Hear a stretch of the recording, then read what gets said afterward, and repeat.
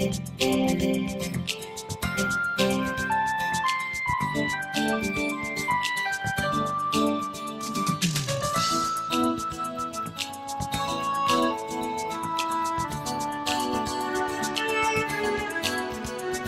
on?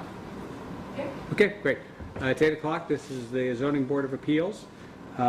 First up, we have a petition, number 21711, petition of Vin Gately for HP Sherborn LLC for a special permit 3.2.6C or D to maintain temporary signage at 59 North Main Street in a Residence A district. Is there by any chance anybody here willing to speak on the petition? I think I'll do that. Thank you. Vin Gately, Heritage Properties. I'm the applicant of the 40B project that's been proposed at 59 North Main Street. And I have submitted an application for a temporary real estate sign on the property. And I think I submitted it. I see a copy that you already have. The verbiage might change slightly, but I am proposing a 5-foot wide, 3-foot high sign mounted either with wood posts or possibly vinyl posts. And like I said, the verbiage might change slightly, but we'd like to take, actually, yes, the application we have is for 2 signs.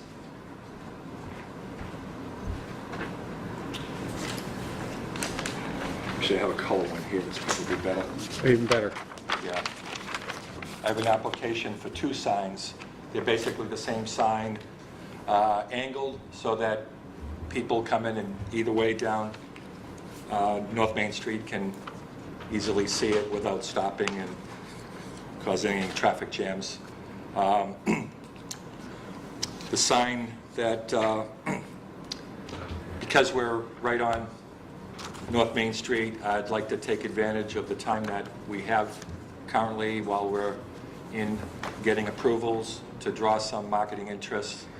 I've done this in other projects where I'm on a main street, and typically something like this we may have 3 or 4 calls a week, and maybe by the time we're through approvals we may have 3 or 4 buyers, and I may keep the sign out there through construction until we have our first units finished, and then at that point my plan is to turn it over to a real estate broker. That hasn't been determined who that broker is right now, but given the high visibility of the location, again, I'd like to just take advantage of it and see who I might be able to attract in the way of potential buyers. Any questions on? Anybody from the public like to speak on the subject? Yes. Please come up to the mic, just so that because we're on TV. Sorry. I think the question is worth the walk. I'm sorry. Lorraine Marthinson, 61 North Main Street. How high is the sign going to be? Well, the sign itself would be 3 feet high, 5 feet wide, but then it'll be on a post. So Right. if you look at the top of the sign, Yeah. I think it would be somewhere around 6 to 7 feet, because the post would be 2 or 3 feet off the ground. And how far from the street would the sign be placed?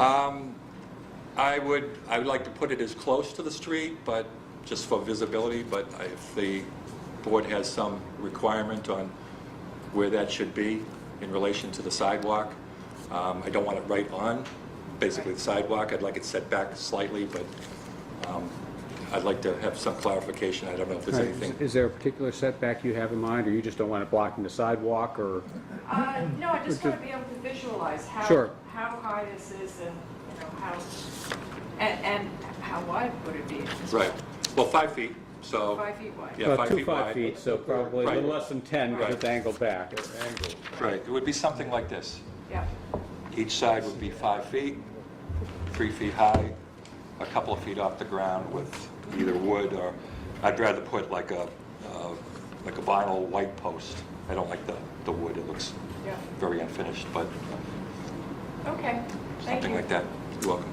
Other questions or comments from the public? Questions or comments from the board? Just that the bylaw allows 40 square feet. He's requesting 215 square feet.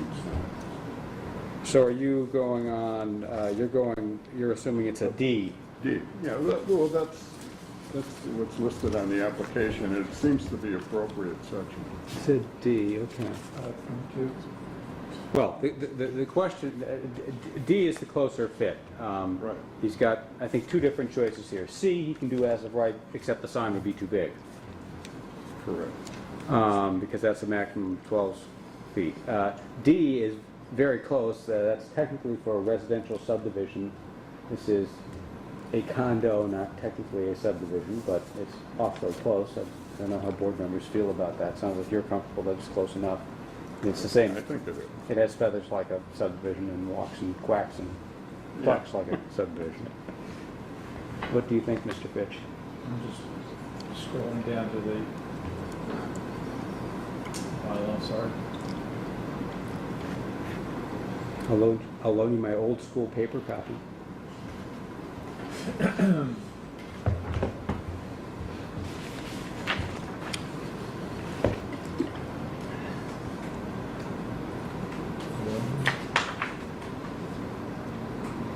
Yeah, see, if the SJC was here and issued a ruling that it definitely was a subdivision, then he's as of right. Or, well, it's not as of right, but he's qualified for a special permit if we choose to give it.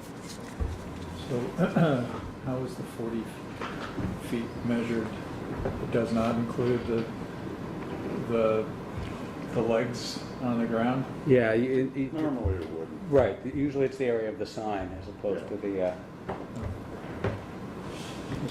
mounting. I don't have any objection to it.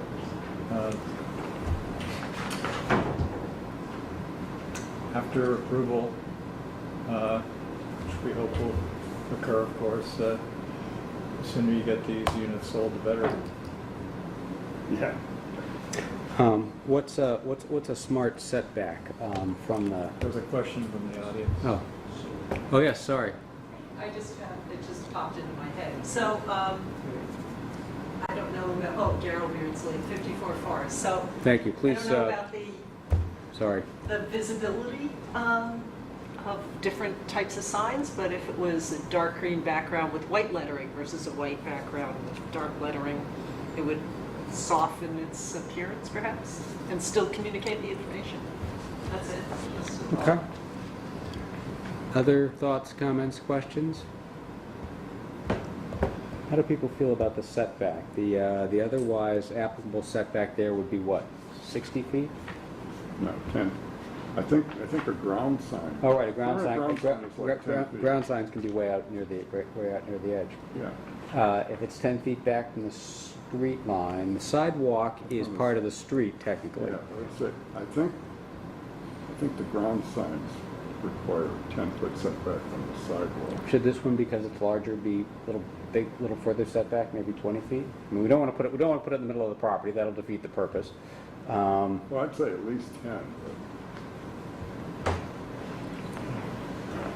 This is the front, you're going from the, I'm sorry, where's the 10-foot? Well, the actual pavement, the edge of the pavement is not the edge of the legal right-of-way.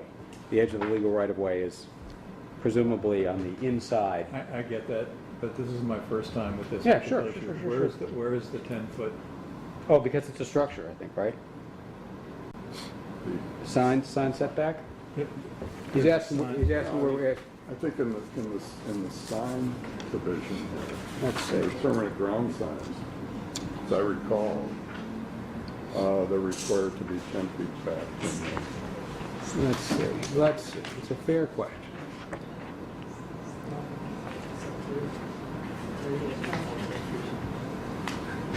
Right, 10 feet, 40 square feet, now those are setbacks. Especially the permanent ground signs. This is a temporary. Yeah, all right, so you're recalling, Ron, the similar rule for especially permanent ground sign. Right. A temporary one could be closer, but you're saying let's use that 10-foot rule of There's thumb. been some, concern expressed, and Right. I'd say that would be a good reference point. Yeah, I agree. So it should be up to the applicant, I guess. It 10 feet back from the street line work for you? Yeah, I think so. But why? I guess I would also like to know what is the maximum? I read through your not onerous, thorough regulations, and I wasn't quite sure, being as thorough as that they are, Why don't we exactly the size. stipulate that our sign rules are not always intuitive? How's that? Okay, I buy that. Well, where would you like it? Pretty much right in the middle of the property, and I would like it probably, if you ask me, Yeah. probably 5 feet from the sidewalk, because I would like it as close to the street as possible, but I think 5 feet, which is this Right. distance right here, I think is clearly enough, so someone walking on the sidewalk, it doesn't feel pinched by the sign. Okay, well, in my view, we should be guided by 55.2.7B regarding specially permitted permanent ground signs, and that has the 10-foot setback. And I don't see why we should be closer than I 10 think feet. in my opinion, I'd say a sign that as large as the one you propose will be, you can read it from 10 feet. 10 feet, what are we about? Yeah, 10 I'm feet fine, apart? I'm fine with 10 feet too. Yeah. Well, I'm fine. if you can't read that sign from 10 feet, you probably shouldn't be driving on Route 16. Might be a good place for you to buy a house. though. Exactly, might be a great place to just park the car, get out and buy one. Okay. Other comments, questions on the sign? Discussion from the board? I'd entertain a motion. Can I ask a question? Oh, yes, sir. Please.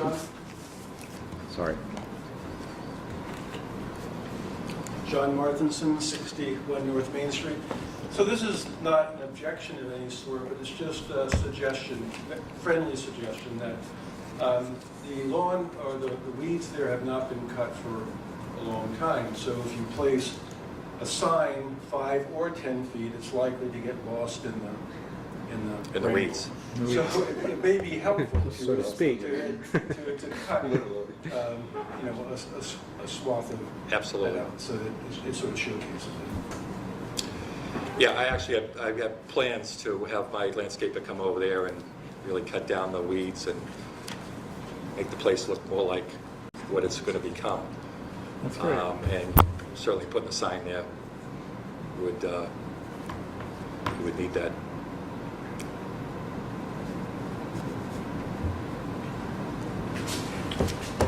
Do you want a motion? I'd either make a motion or hear a motion, depending on how tough if you're feeling. Okay. I move that we allow the petition for a special permit for 59 North Main Street signage, a temporary sign, as described in the materials submitted with the application, on the condition that the sign not be closer than 10 feet from the sidewalk. And that prior to the installation of the sign, the weeds in the immediate area be mowed. And that prior to the installation of the sign, the weeds in the immediate area be mowed. Right. Any, Well, and then it's granted for a period of 1 year, according to the section. right. So if you want to extend it, you have to come in for. Okay? Understand? I think he's hoping that in a year he's not worrying about that sign anymore. Exactly. Okay. Type, location, appearance, exact dimensions, along with any other restrictions or conditions deemed to be in the public interest. Period of 1 year. Any further discussion? No. Got a second? Second? Any further discussion? All in favor? Aye. Opposed? None? Okay. Have your sign. Thank you. Could I just clarify the size limit on the size, on the Yes, side? we granted your permit under specially permitted temporary signs. We granted it as you'd applied, so that you'd applied for a 30, you could have applied for up to a 40. Okay. So you just got a permit for a 30, substantially looking like what you showed us. Okay. If you chose to play with the colors or something like that, feel free to do that a little Okay. bit. Great. Very good, thank you. This is the old sketch of your development. Right. The new one would be on there.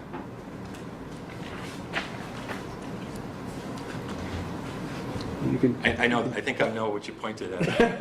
Thank you. okay. Next up is the continued hearing for 59 North Main Street, Chapter 40B. Mr. Gately, do you have anything new to report? And if so, what? The only new information I have to report is since the last meeting, we've had 2 meetings, one with Conservation and one last night with Board of Health. My engineer isn't here. I know he had something that might make him late, but since the sign went so fast, he may not make the meeting. To give you details about those 2 meetings with Conservation and Board of Health. The other thing since the last meeting is we've now, I believe, gotten the peer review all squared away. The company had already been, I think, selected at the last meeting, and there was some conflict with the wetland consultant because that consultant had been involved, I think, with the original delineation, and since then Gino has, I believe, had a company called Oxbow. Correct. Is now the wetland consultant. So I guess our peer review team is all set, and we're ready to deliver a package to Jeannie and to the board, the package of all the information that we think the peer reviewer is going to need to start his work. Okay. And Gino, since you're here, maybe we'll ask you to speak for yourself. As far as you understand, do you think that peer review is all lined up and in the right spot to go, or are there outstanding issues? Or I saw an email come in, but I haven't read it from Conscom. So if there's stuff like that going on, it's probably a good time for us to hear about it. Yes, there were just some comments from Conservation about not the scope itself, but the allocation of tasks in the scope, because the proposal from Oxbow was only to review the wetlands delineation and not do the other wetlands-related tasks that were already in the scope. So they asked that Oxbow also do those tasks. I've passed that information on to PSC, but I have not gotten a response on that so far. But I think that's just a matter of working out that, who All right. does what. So if I hear you correctly, you're saying you agree with Conscom's suggestion that these additional work scopes be part of their review. You just haven't gotten back the confirmation that they have agreed to do it yet. Exactly, correct. But you expect that to happen, it Yes. sounds like. Okay. And is there anybody from the Conservation Commission who might want to be heard on the subject? Sure. Guess we're gonna run up to. Michael Lesser, 54 Forest Street, Conservation Commission. We didn't necessarily suggest that Oxbow has to do that part of it. We just didn't know who was going to do it. I see. It's just that all it was is that you just have a replacement for just one of 4 tasks there. And so I don't want to say that we're directing who it is they pick, other than the fact that it's not covered. I mean, I don't know how it's being covered now. That's all it was. Is that, And if it it's a turns gap. out that it's covered by Oxbow? I just want it covered. Would that, Right, we could just that want work? it covered, and the issue, and then part of the scope issue is in the email that I sent is also the details of the specific of the peer review. And I guess, I don't know, I mean, it's a discussion that we had. I I don't know whether to stop at this point on the peer, as to the peer review, because I'm concerned about what you're going to deliver, but maybe I should wait. I don't know whether to move into issues around what it is you're going to deliver soon in terms of information for the peer review, because the peer review scope there, I guess it's maybe too late, but the peer review scope is very, very general. And we had that issue of the fact that it indicate about reviewing the NOI, and it's also missing something on the stormwater. Part of that issue, why I bring it up, is that some of the waivers that you've requested is regarding consulting fees that we might have to do when we get the NOI. But to some extent that the peer reviewer does a more comprehensive job of everything at this stage, and obviously we'll be more efficient that way. So I'd like to see whether there's some agreement as to what was going to actually be done by the peer reviewer in terms of the details, so that we don't have to reopen some of these issues when you finally file an NOI in front of the wetlands, in front of the Conservation Commission. So there's a few suggested comments that I made in the second email. Wait a second, there's a second email? Well, I don't know which one you have. I'm sorry, I'm looking at the one from 332. Is it the one from me or from Jeannie forwarding something? This is Mallory to Jeannie, 1129, then from Jeannie, no, from you to Jeannie at 332. At least that's the way my machine printed it out. 332. Yes, that's the one. And then Yeah. he's talking about this one also. He's talking about that one, right. I'm just talking about some, you don't see it as red, but there's some light-colored text underneath 3.2 at the top of that email that just gives more specificity about what's going to be covered when they talk about And with local compliance. bylaws and regulations? Yeah, right. I mean, that actually is sort of a little of an oversight, since in the end, it's the local bylaws that are being reviewed under the ZBA process, and that's what, therefore, you need to have somebody advise on that process. So and in fact, the Wetlands Protection Act stuff is, in a sense, what comes under the NOI that comes before us. So, Michael, let me make sure I'm hearing you correctly. Those three lines are right where Right, you're pointing. but if I'm hearing you right, one of the things you're saying is, Michael Lesser, can't necessarily say what I want from the peer review yet, because I haven't seen the NOI, and some of it will be dependent on that. That's some of it. Okay, but then regardless of what the NOI says, you think the review ought to include these three lines, and with local bylaws and regulations, including review of the notice of intent and related information and subsequent additional information provided. Right. You think that ought to be in any event? It has to be in any event for us to review it under because the ZBA basically takes the place of us for the local bylaw, and therefore that's... And Gino, you can't guarantee what Oxbow is going to say, but do you think they would object to that text? I don't think so, but I will discuss it with them. Okay, let's propose it to them, and if they push back, then we'll have to deal with the pushback, but otherwise, it would be nice to knock off as much with one consultant as Right. reasonably feasible. And there's another line in there further down under the stormwater that, I mean, if it doesn't get covered with your process, then it can cover with our process. On the stormwater, for some reason, there's different levels of detail under the stormwater task. There's a long-term pollution prevention plan that should also get reviewed. And in terms of reference for the peer reviewer, only specifies the O&M plan. Gino, did you see all of the text in this 332 email? Did you get a chance to take a look at it? I did see it. I may need to pay more attention to it. Well, if maybe while we're talking about something else, I'll lend you this copy, and you can take a look and see if there's anything in here that you think is going to give you heartburn or the consultant heartburn. You're sort of our point man on this, organizing it all, and again, to the extent we can work by consensus, we want to do that. But if you think there's a good reason for them to object to something CONSCOM is asking for, let's figure that out and deal with it. Yeah, I mean, it has to get reviewed one way or another, whether it's with us separately or them. So I would like to think that if there's even some adjustment, that it might make sense to the applicant, because it's going to come up at some point. This is just, but you'll find out. We'll find out. Right. I mean, this is part of, then I'm through with the scope on the peer review, but I can move on. I can either sit down, or I can move on to where you are in terms of what you're presenting in terms of Wetlands and Conservation Commission material, that what they're going to present and the schedule.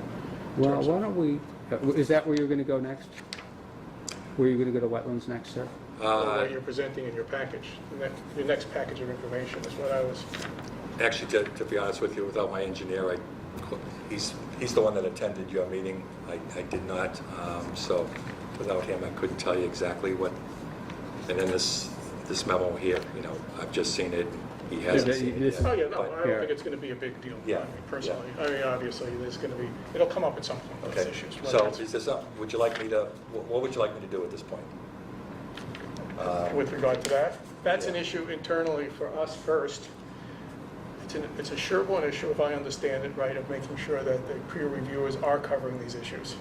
And if there's no adjustment in cost issues, then I don't think there is anything will come back to you, if I understand it correctly. Does that make sense to you? That does make sense, and Mr. Gately, if it makes sense, I know you don't have your engineer here, but it might be useful for people to hear at least CONSCOM's interpretation of what happened when your engineer was there, knowing that you're speaking for CONSCOM and not his engineer, and his engineer might. Oh, yeah, no, right, yes. So, but hearing your side of the tale would be useful. Fine, okay. We'll probably want to I'll hear move on Board to of that. Health side of it. As to the discussion we had there is they talked about, we went over the process of the issue of the two wells and the fact that the main issue for you was the fact of whether you could still proceed in terms of the Conservation Commission based on the previous permits for that site. And that was cleared in the sense that you can go ahead with the wells under the previous permits. And so that much was resolved. Then the discussion of where you are going with this project is the issue of whether the filing of an NOI, at what point you will do that. And I understand that there are issues about fees and how you want to stage the fee issue. But the point that was made to Mr. Bemis was that, I'm not actually sure, Peter, was that in any case, I think for even the ZBA to do its review, peer review, that essentially almost all of the information that you have to provide for an NOI is going to be needed for the ZBA process to review it. Whether you want to avoid paying a fee, and it's going to be a state fee only, you avoid part of the 40B process, allows you in a sense to avoid the local bylaw fees. That's avoided this. We haven't, despite the fact that it's extra work, we have not found a way with town council to find ways to get that kind of coverage. But so the fee is eventually something you'll have to pay no matter what, because you eventually have to get a fee under the Wetlands Protection Act at the state level from us, separate from the ZBA process. And that fee is, they're going over back and forth. Our staff went over with Peter about that, so that we're just clear what that fee is. But in essence, if you want to delay that fee, I'd say you can file the equivalent of an NOI with the ZBA, all the same paperwork and everything, so that we can avoid a future problem where you file some work with us, with the ZBA, that then gets reviewed as part of its comprehensive permit and are looking under the local bylaw. And then if for some reason you make any changes whatsoever, when you come to us with an NOI in the future that you'll have to do anyway, you don't want any discrepancies there.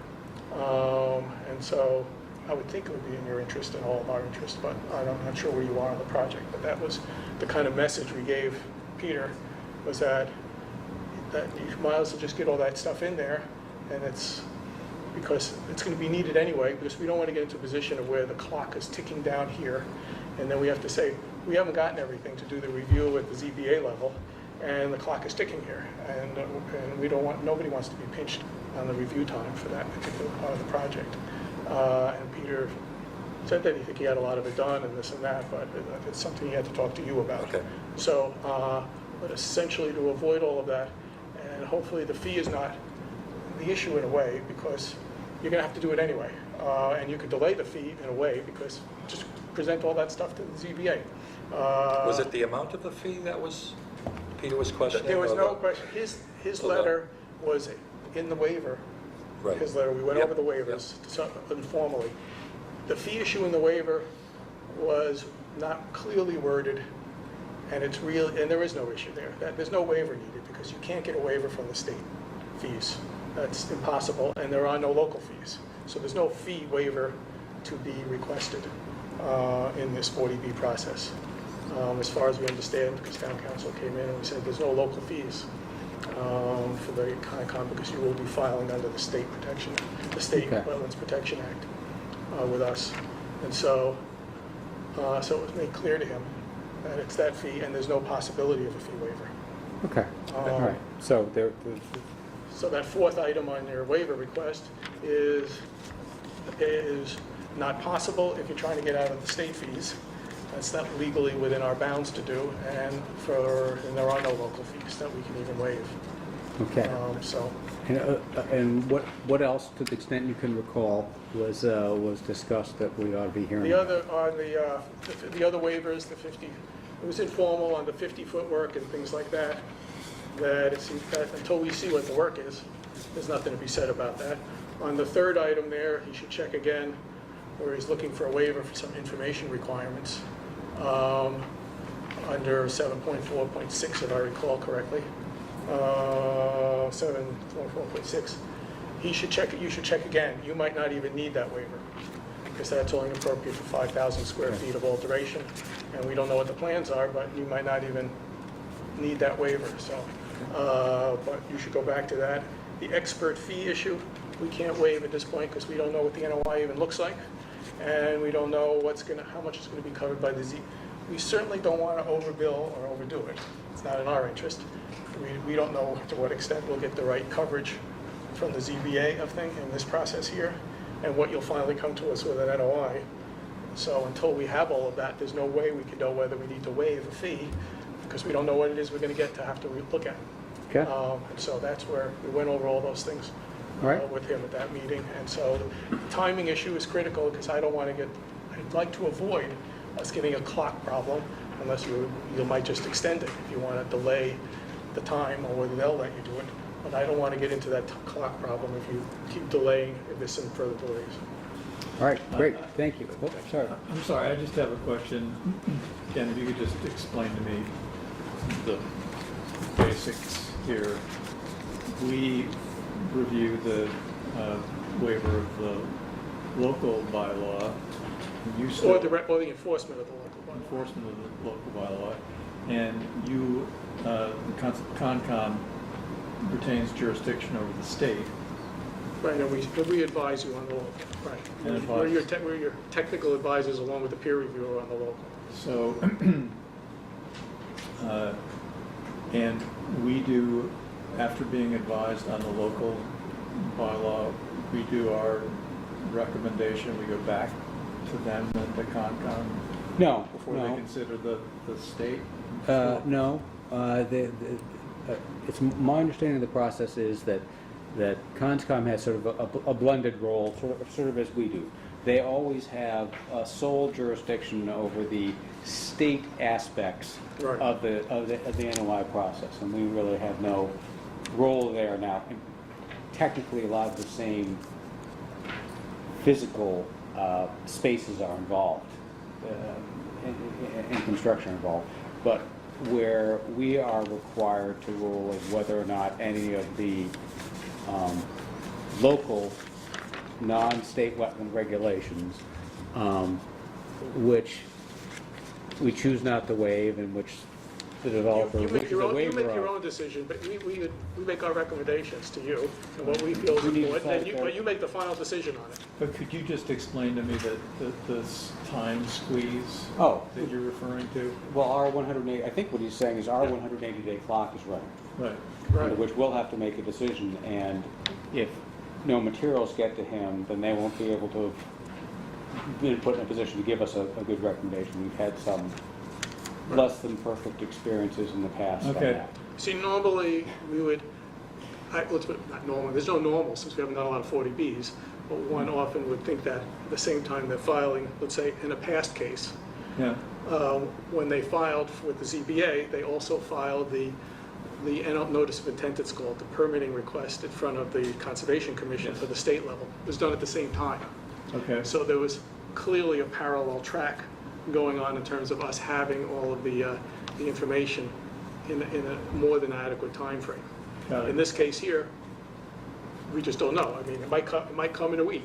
And then there's probably, they might file an NOI with us for the next meeting, even though that's going to be, they get it, depends when they get it in time, they have to get it in a certain amount of time before our August meeting. Then it goes into the, then we can't see it until the end of August. Yeah. And then we start hearing it then, and that could take a time. So I could easily see where, and this schedule was brought up to Peter, was the fact that, fine, if you don't file until it's sometime later in August, and if we even meet in September, by the time we hear it and get through the notice of the butters and all that stuff, we could be up against the end of your Right. period, and we would have to say to you, we vote, you say that you shouldn't approve the project, because from an environmental point of view, we can't get through the review.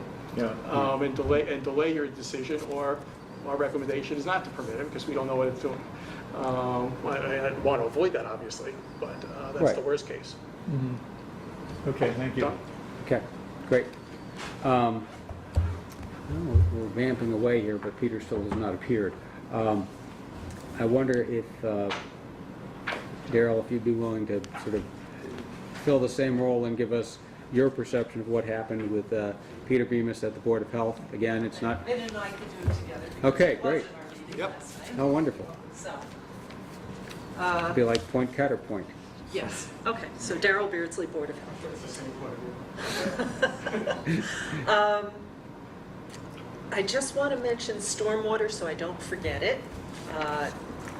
It seems like the thing that, based on what you were saying, is getting moved around in terms of handling. At the meeting last night, the Board of Health did discuss that, as with the prior 40B project, the work that's normally done looking at stormwater by Conservation Commission is satisfactory for us. There are some overlapping. Planning Board often looks at stormwater issues, Conservation Commission, and for multi-unit projects, Board of Health does. Board of Health's particular angle on it is that there's not a net change in flow off or onto the property, so you're not changing what's going on in the area, or flooding where it hadn't happened before, or water running out across roads and potential for freezing in the winter. And then the one other thing, just in the peer reviewers' comments on stormwater, they say, what is it? Okay, review of soil conditions in 4.5. Review of soil conditions and groundwater elevations, particularly in light of potential infiltration. So, related to that, and because these are relatively brief, I wasn't sure what their thinking was of everything that they might look at. But we'd clearly be concerned if all the stormwater was being channeled onto the septic system absorption, soil absorption area, because that might interfere with its performance or flush things out too quickly and not allow it to have the drying out that is part of the treatment process. And by the same token, we wouldn't want to see the water channeled to the wellheads, although they should be graded, possibly capped and encased appropriately. Just having water flowing onto them just increases the chance that it'll find a pathway down the outside casing and could just move contaminants such as, salt, if Right, that's what it's right, coming from, or right. something else, or fertilizers or what have you, Right. into the groundwater. So that's just on that portion. We spent some time talking about the wells, and that was, I would say, probably the main part of the discussion. So there are 2 wells, and that they refer to here. Number of wells, project is proposed as planned with 2 separate wells, and they do have permits for those wells. When the Board of Health grants permits, though, it is the well as part of the overall site plan. So we permitted those wells under the 3 individual homes design. The reason I say it goes together is because whether those wells are compliant with requirements is based on setbacks from various things. So all that was done to the individual septic systems for those homes, their driveways, the houses, where lines cross, that sort of thing. So we did reapprove those well locations, but it's somewhat at the risk, or is at the risk of the applicant because this other plan is something that we haven't reviewed relative to the whole layout and where those wells are. Concerns that might come up is whether we have requirements about how lines cross, say for the septage and the water supply, and how those are treated, so we know nothing about that at the moment. But if I'm hearing you correctly, and if I heard you correctly in the past, then it continues to be the plan that, look, let's put the wells in first, let's pump test them, let's be pump testing the neighbor's well at the same time, so we can find all that out up front. Exactly. No, and we everybody appreciate agrees that's the that, right plan. and- Okay, you're just talking about how you've gotten there. Yes, Right. how we Got got it. there. So we approve that, and we don't want to get caught later on, though, where somehow those wells are 5 feet off here, or something's a little different than our regulations, although it appeared after we went through that Peter has already roughed out a plan. Or He's done the how homework where he much- can fit everything else around, and look, the wells are in the same place. Yes, yes, and that seems reasonable, but we just haven't had a chance to Okay. dot all the i's and cross the Okay, t's and all right. make sure that that's okay, and it would be an uncomfortable position for the board if it came up later that it didn't quite meet it, but darn, we've already put them in and tested, and everything else is drawn out, and could you please waive that? So I don't know what we would do in that case, because I don't know, I hope that doesn't come up, but if it does, it's impossible to say now without knowing Okay. the specifics, So you're disclosing or reserving your rights, neither of those is quite right, but they're in the right area code of the right concept, to say, listen, we don't know the rest of the site design, and we hope And- it fits this. And Peter has done a design that we just haven't seen yet, or studied yet. Okay. We saw it briefly, or an overview of Okay. it. All right, And he's familiar with SHERBORN regulations, because he Okay. did the plans for those other okay, great, 3 homes, so hopefully he's checked on that. So, all right. okay, so, let's see, did we, No, I think that's a Okay. good summary.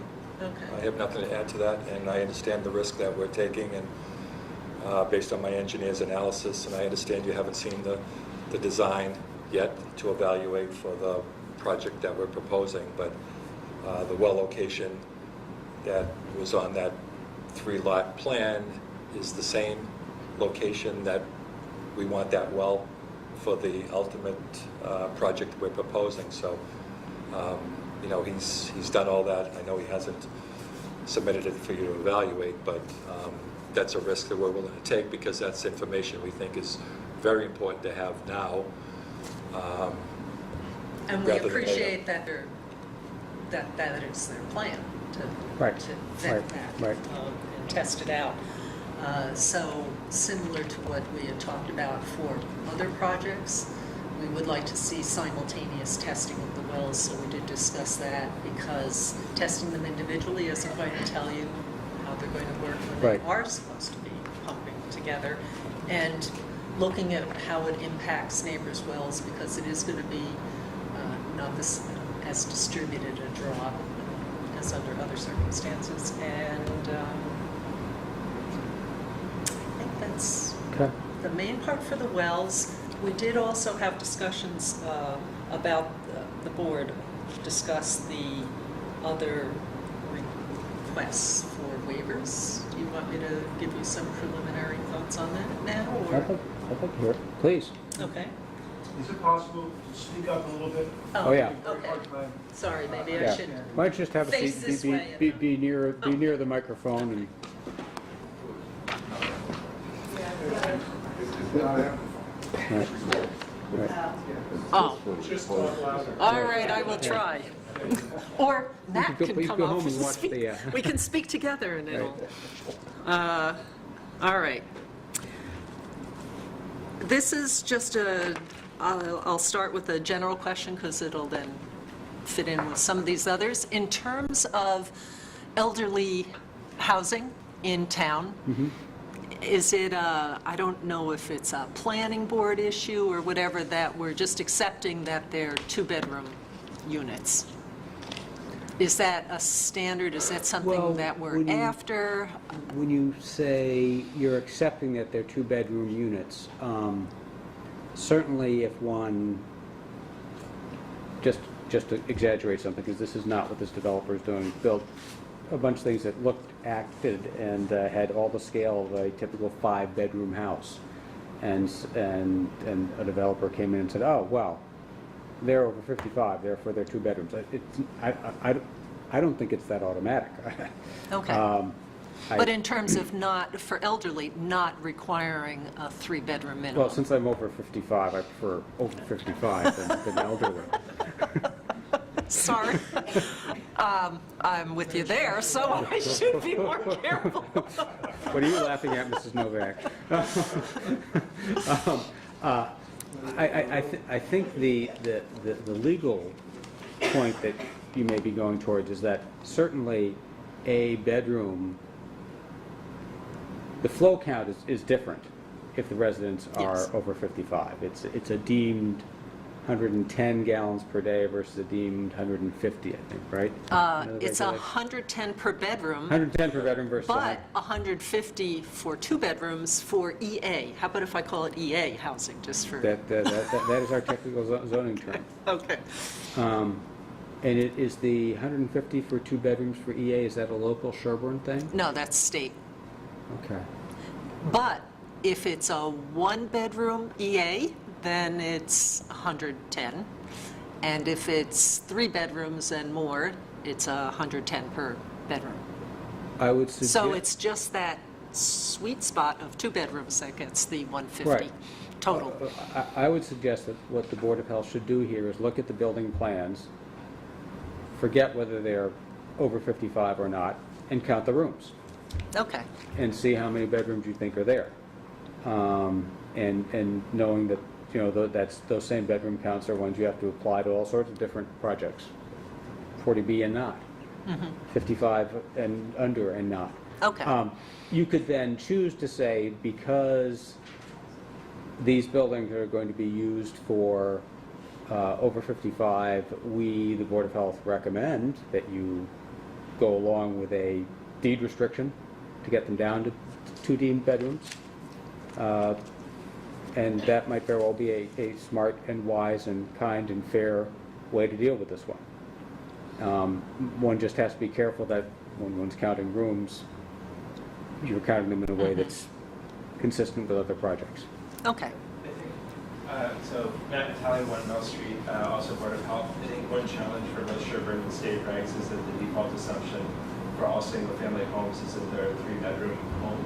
And so the question of the sort of basis assumption when you look at the state regs is that you're starting at a 3-bedroom home for single-family residents. And so that gets ambiguous as you try to apply the counting rule standard. That's actually not what the regulations say, but they say you should scale the system for a 3-bedroom home. So again, I say, don't be distracted by assuming it's a 2-bedroom, assuming it's a 3-bedroom.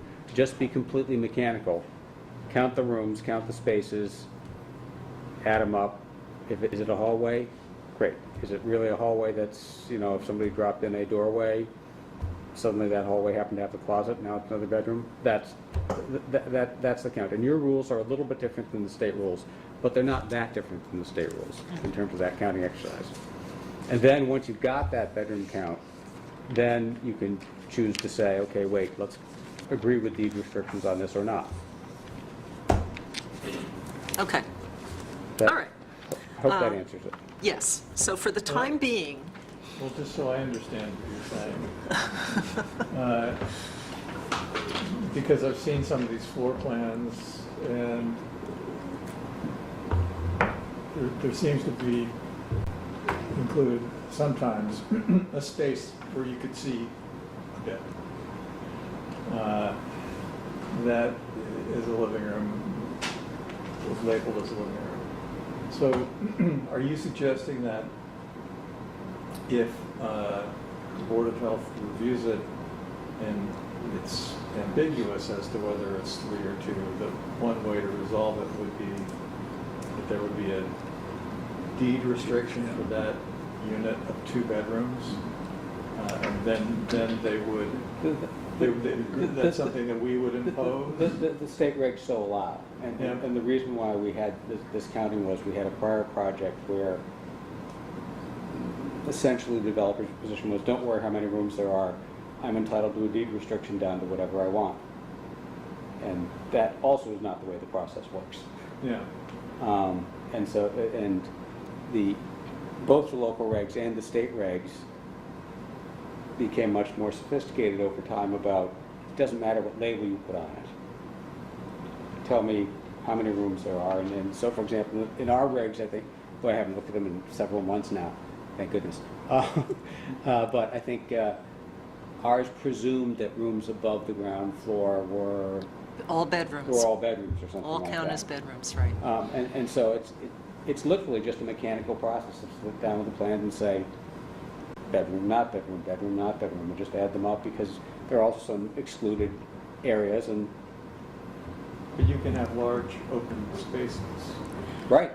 We have, we've seen many variations of things, and there is often a lot of discussion about how to count rooms, so it could be mechanical, but sometimes it's not.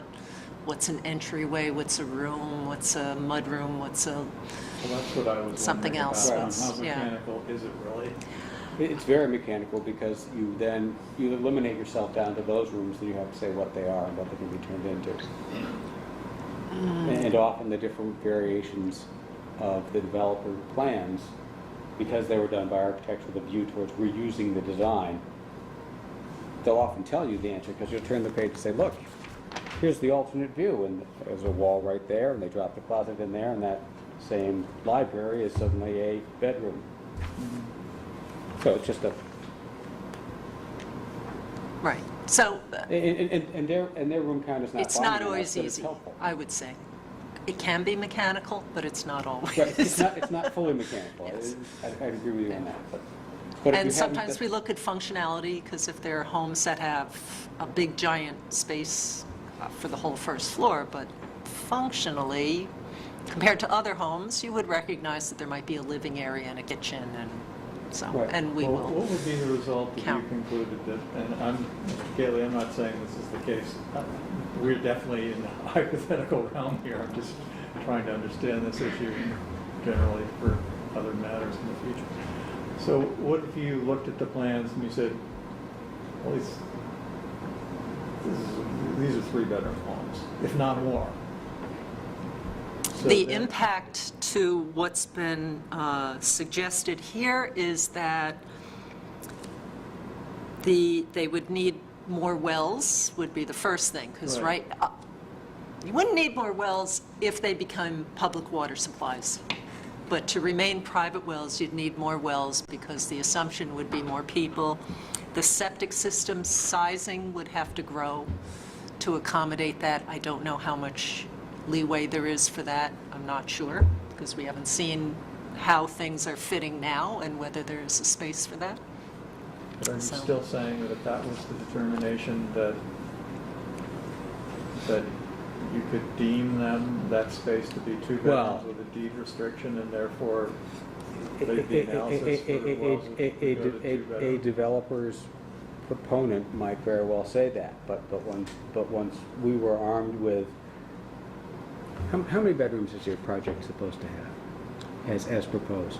Total, Yeah, 24. 24, okay. Yes. And let's say we count, and we say, no matter how you count it, there's really 48 there. And they're asking that we restrict it down to 24. The question there is that wise and fair and right of us because we're essentially pretending away half the septic needs and half the water needs? Right, yeah, that would be a concern to me. Right, that's why I'm using the extreme example, and between the extremes Right, and lies the lively discussion. I can't say how the board, which has some different members now, would view that issue now, and because it's EA housing, whether that would be a factor. Right.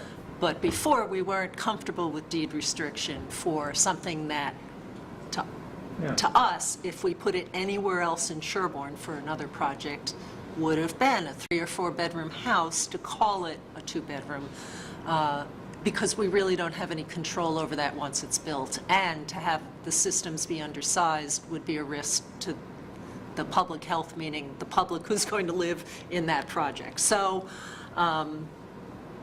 that was our concern then. I don't know how we would view it in this case because we haven't talked about it and haven't looked Right. at all the details. But if you approved 6 houses that, again, this is not the example, but which functionally were 4 to 5 bedroom houses in any other circumstance, and they weren't EA, and this board and that board said, sure, we'll deed restrict it down to 2, what the heck, it's open to water. The next 10 people who wanted to build houses in town would go to that board and say, why are you discriminating against me? And they'd have a good case. So that's what they're trying to balance. So, Thank you. okay. I hope was I talking loud enough lately? Much better. Better? Okay, Ooh, good. All right, remind me though, if I start to go down again, remind me. Okay, so my other comments will assume that we have 24 bedrooms, and then if it's not that, then we'll have more discussion some other time. So the 2 separate wells, we are okay with that. I will caveat it that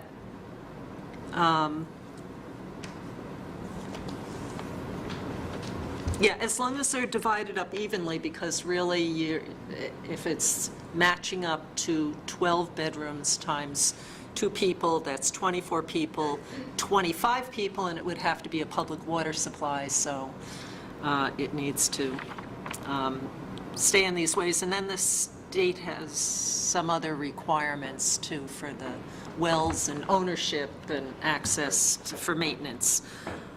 So that would need to potentially be looked at. Really, it has to get some approval from Right. Mass DEP, is what Mass DEP has been saying lately. The well yield, again, the 150 gallons, provided other things work out, so that's okay.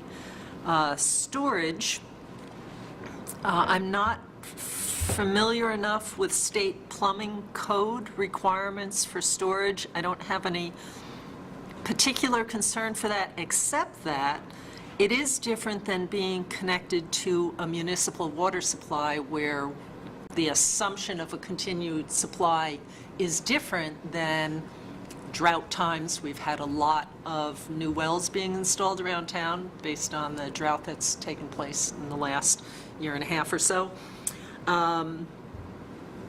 Power goes out. Of course, you'd need power to send it around your house anyway, so maybe that's kind of cancels things out. But in any case, just to be aware of that, and then fire department's going to pick up on any of their Right. requirements for storage.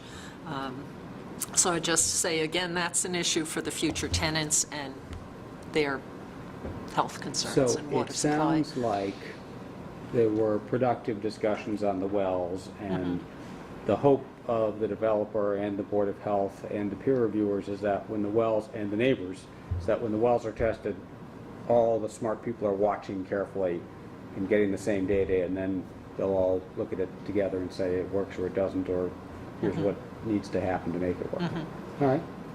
Okay. And- Right, and- and the storage thing was more, it should be a concern for them in terms of the robustness Right. of the system in the future, so. The tests, we did discuss this a bit about, it says, allow the project engineer to meet and/or exceed minimum state guidelines for well testing. I'm not sure exactly what guidelines, we haven't seen the details on that. There are no state regulations for private water supply. It's in the hands of all the local boards of health. SHERBORN's well regulations are based on model well regulations that Mass DEP issued.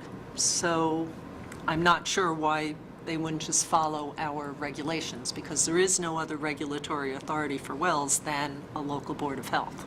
So we'll probably So- get some guidance from the peer reviewer on that, of either the developer agrees with them or the developer disagrees with them, and I, the peer reviewer, recommend you go with X.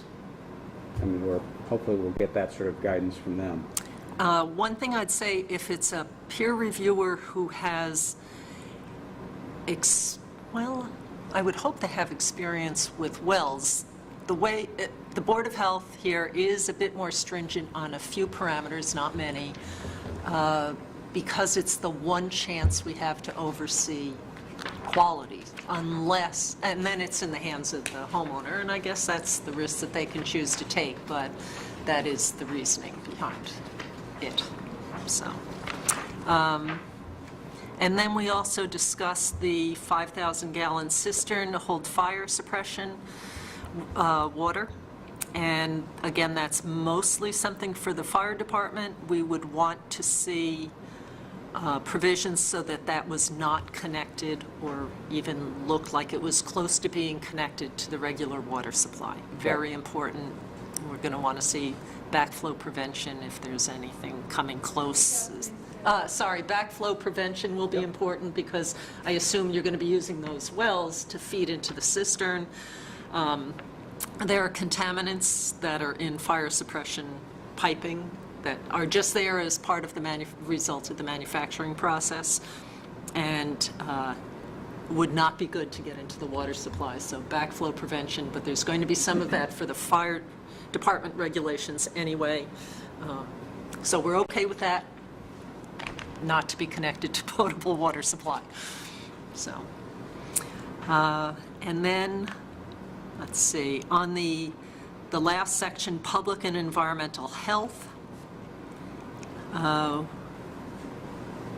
we're not keen, we have a requirement, just so people know, for anything other than a single family home on a single property.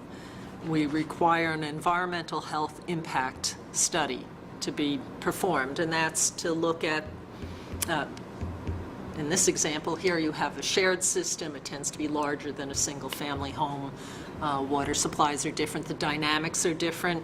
So you have a septic over here, you have a well over here. This well is drawing more water than a single family home might draw. The septic is putting out more than, and just what is the interconnection and how might they affect one another. We don't think it's, again, in the best interests of the future residents there and potentially for the neighbors, since they are pretty close around this project, to not do that to some degree. Now, part of the environmental health impact report includes stormwater, but again, I said that Board of Health is willing to What's your defer that to recollection of others. what Peter Bemis's position was on that? No, we don't want to do any. Yes, we'll do all of it, somewhere in between those two. I really don't recall. You need to So- speak with them and find out, I do. okay, all right. It's an open issue. That's Yes. okay, it's an Yep. open issue. So, and, you know, we could craft something that's appropriate to the site Okay? and the circumstances, but we don't, and that's what they're intended to be. There's not an absolute formula for how they get done, Okay, so. all right, great. And then, let's see. And again, I'm not sure how this works with this particular process, but this is talking about water supply, not to have a separate review by the Board of Health, but then is the board's agent, so there are a couple levels. Are we then supposed to issue a permit, though, for the water supplies under this design, which would be necessary at some point, and then our certificates of compliance then feed into the certificate of occupancy? So how does that process, you don't have to answer it now, but how does that process work if we're not part of officially reviewing it and participating? Right. So, And I think town council know this answer better than I do, but I believe, Darrell, the answer is that unlike Conscom, where they have a separate state process that they administer, we sort of take over the administration of those legally, although from a standpoint of local boards getting along and expertise, we want to be guided by your views on all of that. But I think we're technically the issuing agency. oh, I okay, think. all right, We can find out from town council. yeah.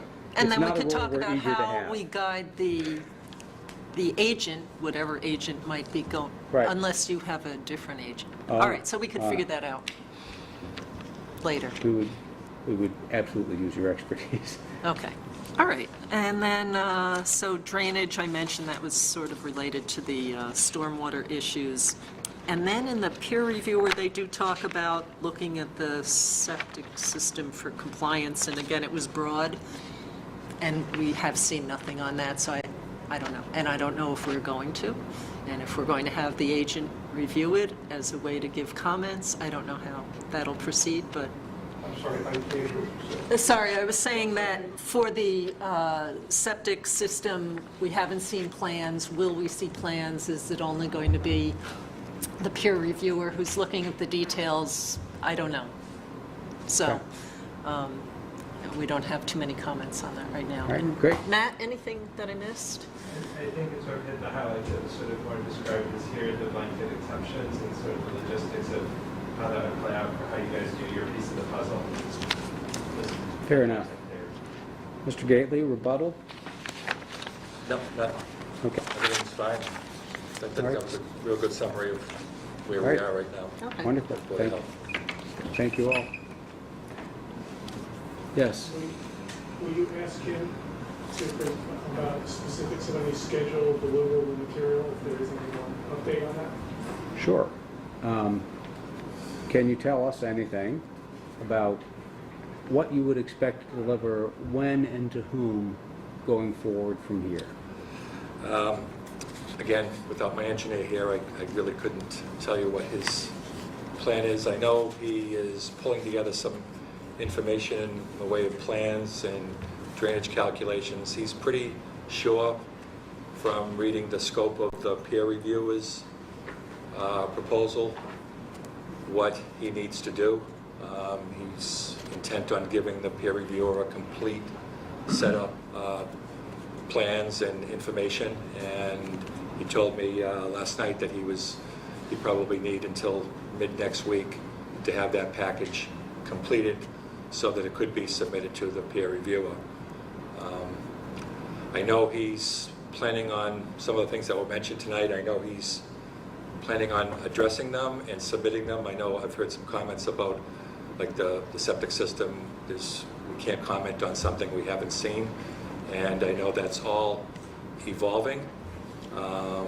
Once once the wells are put in and we get information from that, I think it's just, different systems will be designed based on that. But we will be submitting a septic system that's fully designed. And what I don't want to have happen here is that we get to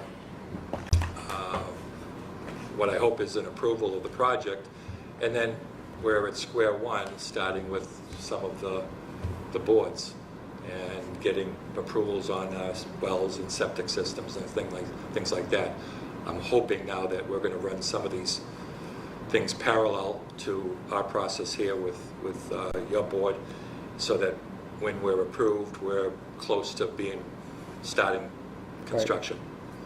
All right, so if I'm hearing you correctly, can I play that back as a package is coming sometime after the middle of next week, and that'll be filed with us publicly so that Jeannie can distribute it around to other boards and also the peer reviewer?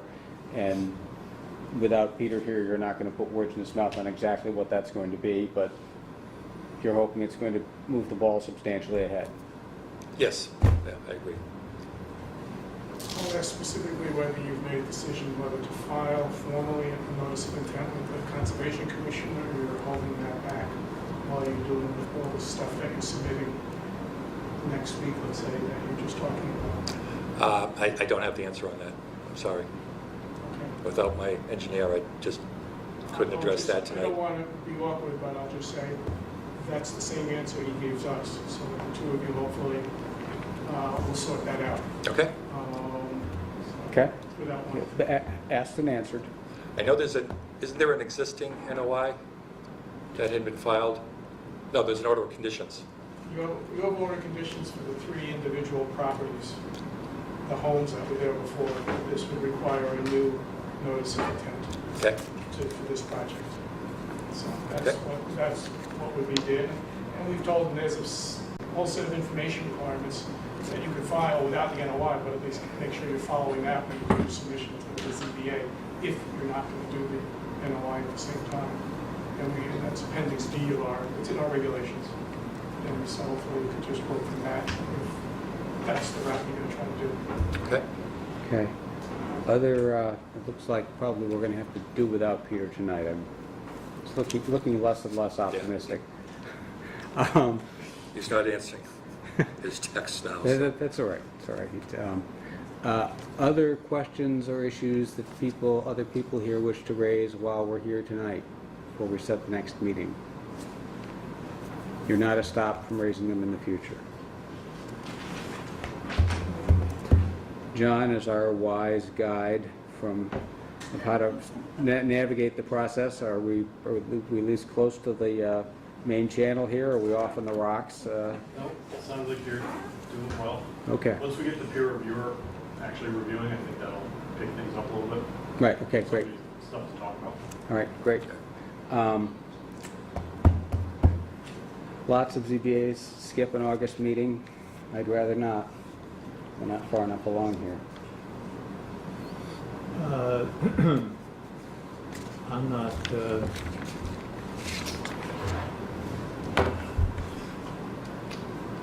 opposed to having an August meeting. I'm going to be away the weeks of the 14th and 21st. And I fly out the 26th. So you're out 14th through 26th, basically? Yes. So the last week in August, or the week of August 7th, or... Ron, what about you? When are you around? I'm fairly open in August. that first One week or 2 of- days might be a problem. What about the 11th? That's a Friday. The 10th, maybe? That work? Yes. It's not very far from now. It's only 20 days from now. It might be a short meeting, but we could at least see where, hopefully by then the peer review will be off and I'm going to be away rolling. the first 2 weeks of September. I don't know if that... I'm away the first week of September, so let's try to meet the 10th, because then we're probably not going to be able to meet for a month or more. I would be back the week of the 18th of September. Okay.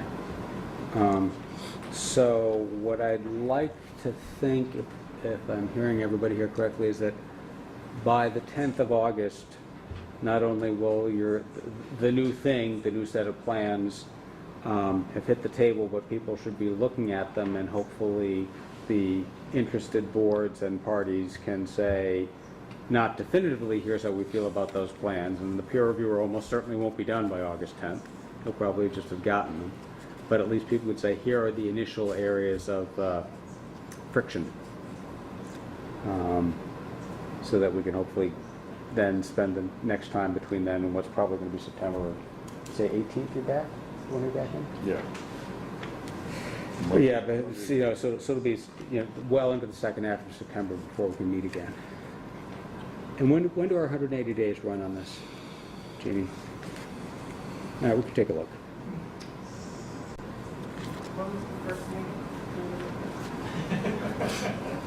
We'll figure it out. We'll look it up. We'll figure it out. We're in good shape for that. I mean, we'll all have the same interest. We're trying to move it ahead quickly, but without a rush to judgment, but also keeping in mind, I think Michael's wise choice that nobody wants to be in a jam. Okay, so August the 10th, August the 10th? 8 o'clock. Yep.